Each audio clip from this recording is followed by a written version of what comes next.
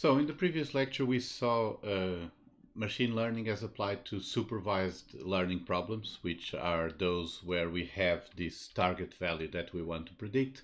Now I'm going to talk a bit about unsupervised learning, and I'm going to focus mainly on dimensionality reduction and manifold learning, or one aspect of unsupervised learning, and also clustering, which is an important part of unsupervised learning.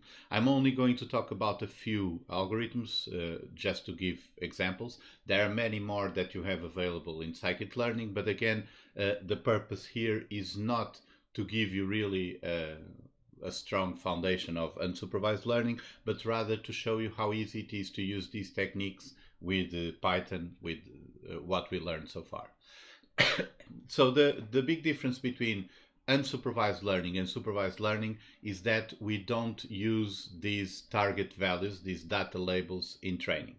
We may have labels in our data or not, depending on the kind of data that we have, but our goal here is not to try to make some prediction for which we are going to measure the error, but rather to try to transform our data into some new values or add new features or something like that that can help us understand some structure about the data, some relations in the data. So this can be used, for example, for visualizing data, for estimating distributions, for selecting and extracting features, for reducing dimensionality if we have too many features and we want to visualize data or to use a more concise representation for machine learning for other applications, or for clustering, for grouping similar things together. So I'm going to give two examples here. One is this manifold learning, which is very important when we want to find a better representation of our data. So a manifold is a set of points in some space, such as the neighborhoods is close to an Euclidean space. For example, we can map the surface of a sphere. Here we have a representation of seismic events on the Earth. They are represented in three-dimensional coordinates because the surface of the Earth is a sphere, but we can represent that in a map. So we could project that to a lower dimension Euclidean space, such that locally the neighborhood of each point is still preserved, so the topology is still preserved in that lower dimensional space, even though when we look at higher lengths, so in greater distances, we have greater distortion. So the idea here is that we're trying to find these manifolds where the data is distributed so that we can represent the data in lower dimensions without losing much of its structure. So this is an example. Suppose you have this data set here, this set of points in 3 dimensions, but we can see that the points follow this line. So if we could find what this line is, we could actually represent the points in a single dimension along the line without losing much of the local structure of these points, because we could still find more or less the neighborhood of the points. We could preserve it in most of the extent of this line. So this is the idea here, is that in general, even if we have data with many features, the actual distribution of the points is not random and uniform along all the combinations of features. Rather, the data may conform to some specific combinations that result in a lower dimensional manifold inside this higher dimensional space. So we could try to reduce dimensionality by capturing this structure. So for example, reduce this to 2 dimensions in this way, or even into a single dimension where we have just a little overlap here, but we can sort of respect this ordering of the points along the line. One very used algorithm for this is this t-SNE, t-distributed stochastic neighbor embedding, which, just to give you a brief outline, considers the probability of points being neighbors in the original space. So this P will be the original high dimensional space. And this probability is a Gaussian distribution that depends on the distance between the 2 points, I and j, relative to the distance to all other points. So basically, point I will choose j as its neighbor if the distance to that particular point is lower, or rather the probability of this Gaussian is higher relative to what happens when looking at other points that are not j.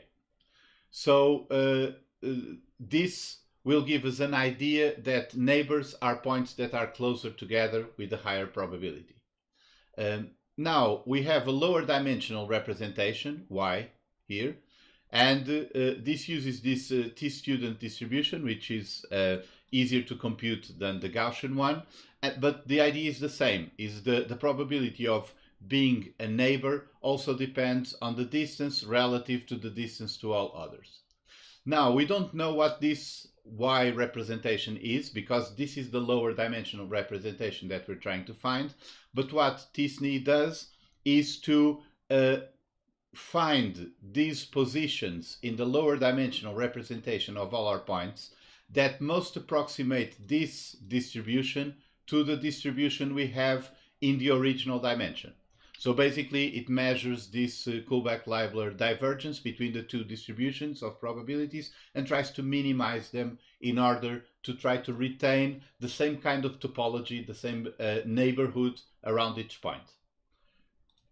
So this, when we apply this in this data set in 3 dimensions, we can reduce this to 2 dimensions and we get something like this. In many cases, the points retain their close neighbors, and we get a 2-dimensional representation of this 3-dimensional line that approximately preserves the same kind of neighborhood relations between the points. We can even go one step farther and create a 1-dimensional representation. Now I plotted here the points with respect to their positions along the series, just to unravel this 1-dimensional representation, because there are some overlaps here, but we can see that even reducing from 3 dimensions to 1, we still retain most of the ordering of these points along the curve.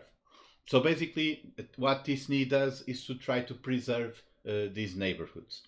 There are other algorithms. For example, ISOMAP creates an explicit list of neighbors by finding for each point the k nearest points around it, and then creates a graph with these connections and measures the distance between any pair of points by going along the graph of the neighbors. So instead of jumping through space, for example, when measuring the distance between this point and, for example, a point here, it will not jump directly through space, but it will go along the neighborhoods of the other points and add up all those distances. So this creates a matrix with all the distances between the points, in which the distances are computed by following along the neighborhoods, and thus try to preserve this structure in the data. So now we compute a low-dimensional embedding, a low-dimensional representation that respects this distance matrix, and this will be the result in this case. For example, ISOMAP, we get this 2-dimensional representation of these points and this 1-dimensional representation here. So again, we are reducing the number of dimensions, but trying to preserve as much as possible the topology, the relations between the neighbors in these points. Okay, so I'm going to give an example of dimensionality reduction using this iris data set. We have these flowers that have 4 attributes, the length and width of the petals and the sepals, and they are in 3 classes, 3 species: Setosa, versicolor, and virginica. So this is a 4-dimensional data set because we have these 4 different attributes and with 3 classes. This is a standard data set. You can load it directly from scikit-learn, or in this case, I'm using this file here, which has the 4 different features: sepal length, sepal width, petal length, and petal width, and then the class the flower belongs to. And each flower is one row on this table. So we can import the tsne and isomap algorithms from the manifold module in scikit-learn. I'm also going to talk about principal component analysis. This is a very used method, which basically it computes a linear rotation and projection of your data that tries to preserve as much as possible of the variance in the first components. So for example, we can take this 4-dimensional data and we can compute a PCA with 2 components. So it will reduce from 4 dimensions to 2 dimensions. And to do this, we just create a PCA object with 2 components, and then we call the fit transform method on our features to get the projection into 2 dimensions of the same data, but rotated in a way that maximizes the variance, so that we retain as much as of the dispersion of the points as possible. So now we can plot the data. I'm going just to loop through all the classes. This is the unique values of the names. So we have these names here. And we can loop through the 3 of them, which are Setosa, Versicolor, and Virginica, and then plot the result of doing this principal component analysis on our data and reduce from 4 dimensions to 2 dimensions. So this would be the result of projecting our data from 4 dimensions to 2 dimensions after rotating it in a way that preserves as much as possible of the variance in this first dimension, and then as much as possible of the remaining variance in the second dimension. So this is what PCA does. It tries to preserve as much as possible the dispersion of the points when you project from higher dimensions to lower dimensions, and this would be the result here. We can do this with the other algorithms. For example, instead of using PCA, we can use tsne. This tries to preserve the topology and the distances of the neighbors, and so we have a different result. And actually, tsne generally works better, especially if you have higher dimensional data, because it's not limited to a linear transformation like PCA. So here we get a better separation of the 3 classes. You can do the same thing with the isomap and so on. So this is the general idea. If you need to reduce your dimensionality of your data from higher dimensions to lower dimensions without actually throwing away features. You can also do this with feature selection, but that requires throwing away some features and retaining others. This way you can just combine all the features, project everything after some transformation, which is a linear transformation in the case of PCA. It's non-linear in the case of tsne or isomap, but then you get a lower dimensional representation of your data. This can be useful for visualizing data, for extracting features, or for many other applications. It's often used for visualization, because we cannot really visualize the original data set. It's in 4 dimensions, but if you reduce it to 2 dimensions, then it's easier to look at the data.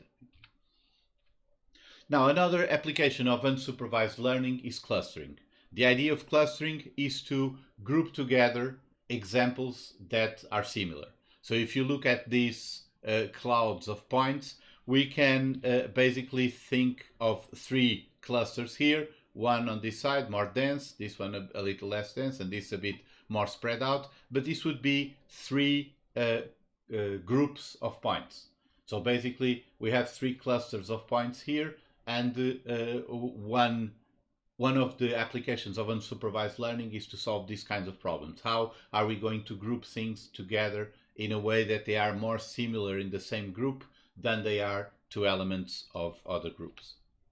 So this is the basic idea. We want to put things that have as lower difference as possible, or as high similarity as possible within the same groups, and we're going to maximize the difference or minimize the similarity between different groups, between different clusters.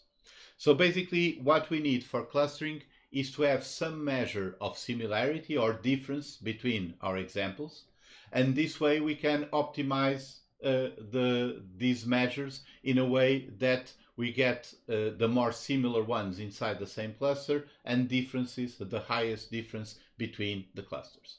Now, there are many different reasons for clustering. We can use this to help understand the structure in our data. We can use this to help simplify the data, to reduce data to meaningful examples. We can use this to find for example, meaningful groups in our data and so on. So depending on exactly what you want to do with clustering, the actual functions that you're trying to optimize and to compute the clusters may be very different. And in fact, there are many different clustering algorithms. I'm not going to cover them exhaustively, but there are many different clustering algorithms for different applications, depending on what exactly we want to do with our data, how we want to form those groups. So I'm just going to give an example of one clustering algorithm, which is a simple one, and it's easy to give you the idea of how these algorithms work. And then I'm going to give an example of how to apply this algorithm in practice, just to show you how easy it is to use it with Python and scikit-learn. So k-means is an algorithm that defines clusters by assigning each point to the group where the mean of the group is closest. So each cluster is defined by the mean point of the cluster. The number of clusters and the number of these mean points, these centroids, is predefined by the user. It's called k-means because this k, which is the number of clusters, is some parameter that we need to specify. And it basically partitions our data completely through all these clusters based on the positions of the centroids and on the position of each example that we want to assign to the clusters. The one very used algorithm for computing the clusters in k-means is this Lloyd's algorithm that starts with a random distribution of the centroids. So these k mean points are randomly distributed. Then it assigns each example to the closest centroid, and it updates iteratively the centroids to the mean point and recomputes the clusters and so on. So you can I can give you an example of this. The initialization at random, there are different methods for that. For example, the Forgy initialization just starts with random selects a random subset of examples to be the initial points of those centroids that specify the clusters. There are other methods to start this, but the general idea is to start with a random distribution of the centroids. And now what we do is we assign to each centroid all the points that are closer to that centroid. So we can follow each point in our data, find out which centroid is closest, and we assign each point to that group. So these would belong to the red circle, these to the purple triangle, these to the blue square. There is a triangle and an hexagon here very close together, but we can assign each to the closest one, and this will be the starting point. Now we're going to compute the mean point for each group. For example, these triangles here, the mean point of these triangles is here. So now we're going to shift the centroid that is no longer in that place, but the centroid that represents the triangles is going to move to the mean point of the triangles. And the same thing for the squares and so forth. So now we change the position of the centroids and we recompute the clusters. Because since the centroids changed position, now there are some points here that belonged to the group of triangles, but now belong to the group of circles because they are now closer to the circle. And this will force us to re-update the centroid positions and recompute the membership of each point, and keep doing that until we reach convergence. So until we reach a point where there are no more changes. And at this stage, we have finished the k-means clustering. So in this case, we partitioned our data into 5 clusters where we have these blue hexagons here. This is another cluster, another, and so on. And this is how the algorithm works. Of course, different clustering algorithms work differently, and they look at different features, different aspects of the data. So if you want to do clustering based on density, for example, with dbScan, or hierarchical clustering where you have clusters and subclusters and so on, then you need to use different algorithms. But the idea, the way we're going to use this in Python with scikit-learn is generally the same. So I'm going to show one particular example, which is to do vector quantization. This is a common technique for processing signals, for compressing signals, and also it's one of the original applications of k-means clustering. And the idea here is that if you have examples, values in a range of continuous values in your signal, in your data, you may want to compress this into a subset of a discrete subset of values that you can use to represent this range of possible values. So I'm going to show this with images and simplifying the color used in the image, and using this example from Wikipedia, because we have this rose image that only has red and green. So it has no blue component.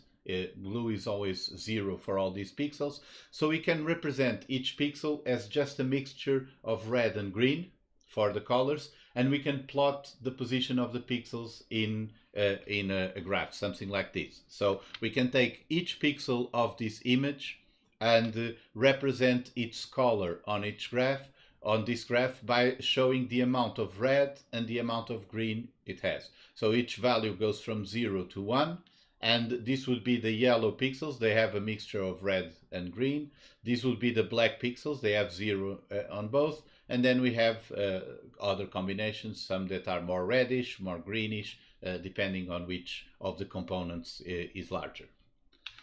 So one way of doing this, we can use scikit-image. Scikit-image is another library that you have installed in the Anaconda, and the input-output module has these functions for reading images and for saving images. So what you do when you use emread, you can read an image from an image file into a NumPy matrix. So the way these images, color images, are encoded is that you have a 3-dimensional matrix that has the first dimension is the width of the image, the second the height of the image, and the third is the number of colors. So in this case it's 3 colors, red, green and blue. We are going to obtain for using our data just the first 2 colors. So we take just the first 2 columns after reshaping the image into an array that has as many rows as the total number of pixels. This is the width multiplied by the height, and as many columns as the colors. So one column would be for red, another for green, another for blue. We can discard the blue color because we know it's 0 in all these pixels, and just take this matrix with 2 dimensions that has the red and green components of all the pixels in the image. So if you want to do this plot, then it's easy. You just create a plot and then use the scatter from pyplot, the scatter function, that allows you to give the x and the y values. So the x value would be the red component of each pixel, the y value the green component of each pixel, and then a list of colors which are the actual colors from the image. So the tuples red, green and blue that give all the colors. And this is what you can use to do this plot, where you represent each pixel in the position it is with the mixture of 2 colors, and then also the color of the actual pixel.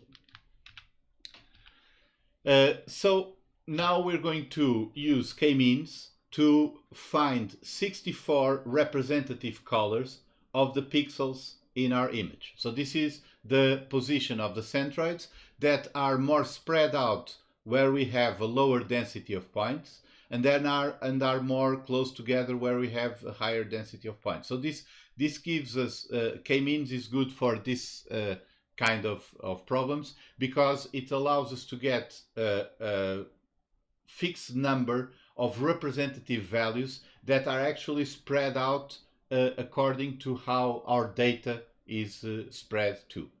So to do this, we can just import the k-means class. So from clustering, from scikit-learn cluster, we import k-means.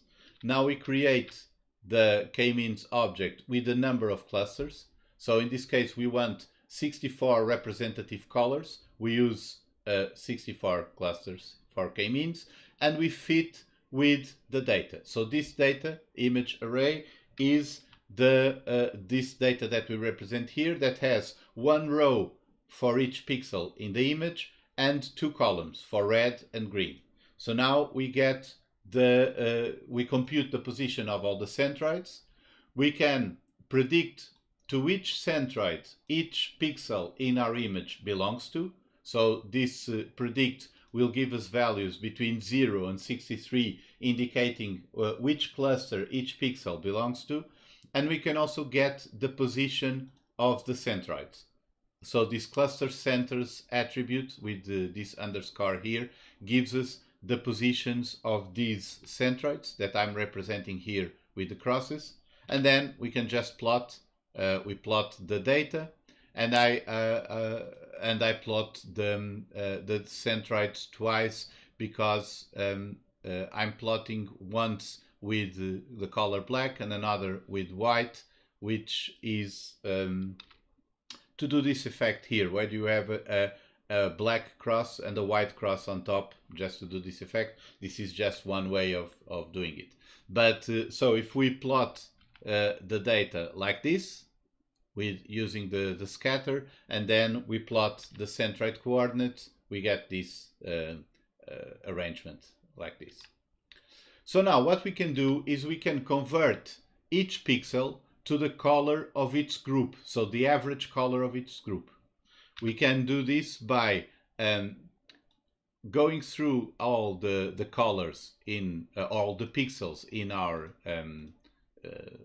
matrix, and the color of each pixel, we set the two first components, red and green, to be equal to the centroid to which that pixel belongs. So labels we got here from the prediction. This gives us which cluster each pixel belongs to. We have the centroids, which are the mean points of all the clusters. And so this way, for each pixel, we get the centroid it belongs to, and we find the coordinates of that centroid. So now we can change the color of each pixel to be equal to one of those 64 representative colors. And now we can even save the image with this change. So if you compare the two, it's very difficult to notice with 64 colors, because if we convert the original image, which actually has each component defined with 8 bits, so has 256 levels for red, for green, and for blue. And now we are converting this into just 64 representative colors, and the difference between the two images is very small. We cannot even see it just by looking at the images. We can do this with fewer colors, for example, using just 8 representative colors. Now, when we convert the pixel colors to each centroid, you can more easily see that we now have these 8 different colors, but we can see the difference between the colors. But even when we do this to transform the image, it still retains much of the same kind of shape and the color distribution, although now we are losing a bit of the nuance here in these shadows and the colors, because now we are only using 8 colors to represent all these different pixels. So this is an example of what we can do with clustering. We can use vector quantization to convert continuous features into specific classes or a specific finite set of categories, and so we can do this with to simplify colors. But this is just an example. You can do this when you want to use, for example, continuous measures, and then create from those a set of categories like small, medium, large, and extra large, or something like that. So you can go from the continuous data into a quantization with a partition like this by using k-means. So this is just an example of clustering. You have other clustering algorithms like dbScan and so on. So you should take a look at the documentation of scikit-learn if you want to use clustering with your data. And also for dimensionality reduction, you have this documentation on manifold learning where you have different algorithms. So the actual choice of algorithm will depend on the problem that you're trying to solve. And that part I'm not going to cover here, but I can give you help with this if you want to apply these techniques to some of your problems. But the focus of these lectures is mostly to show you how easy it is to use these techniques. So basically for clustering here, we need to use the k-means class, where we just create an object with the number of clusters we want, and we call the fit method to compute the clusters and the positions from our data. For things like manipulating images, you also have scikit-image. It's easy to read images from files into NumPy arrays, and then to save again the NumPy arrays into images by using the emsave in this case. After we transform the colors, we can recreate the image by reshaping the matrix into the appropriate shape of the image, and then save it as, for example, a PNG file or a JPEG or something like that. There are many formats that are supported here. So you can do image manipulation like this, you can do clustering, manifold learning, and so on. So from the perspective of Python, this is simple to use, and what you already learned about Python should allow you to use these techniques. Of course, using them correctly will require learning a bit more about what exactly the algorithms do and how to apply them, but just the practical aspects of using these libraries, they are very easy. Okay, so the next steps, I will try to update these final lecture notes in the next few weeks, but in any case, now we should be dedicating more time to getting you started on the final project. So remember that the proposed deadline is January 24. If you want to change this deadline, it's not a problem for me, but remember that if we delay too much, then I cannot guarantee to have your grades ready to be officially released this semester. So there may be delays then with the grades.